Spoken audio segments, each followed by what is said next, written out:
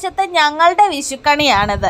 ഞങ്ങളുടെ വിഷുക്കണിക്കകത്ത് നാട്ടിലത്തെ വിഷുക്കണിക്കകത്തുള്ള പോലെ ചക്കയോ മാങ്ങയോ ഒന്നും തന്നെ കാണത്തില്ല. കാരണം അതൊന്നും ഇവിടെ കിട്ടാൻ നല്ല പാടാണ്. ഇവിടെ സീസൺ സമയം അല്ലാത്തതുകൊണ്ട് അതൊക്കെ കിട്ടാൻ ബുദ്ധിമുട്ടാണ്.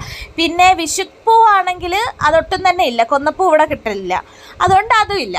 പിന്നെ കൃഷ്ണൻ്റെ വിഗ്രഹത്തിന് പകരമായിട്ട് വിഗ്രഹം ഇല്ലാത്തതുകൊണ്ട് ഞാനൊരു സന്ധ്യനാമത്തിൻ്റെ ബാക്ക് വശത്തായിട്ട്, പുസ്തകത്തിൻ്റെ ബാക്ക് വശത്തായിട്ടൊരു കുഞ്ഞു കൃഷ്ണൻ ഉണ്ടായിരുന്നു. എന്താണെങ്കിലും കൃഷ്ണനാണല്ലോ, അതുകൊണ്ട് ഞാൻ അതാണ് വെച്ചത്.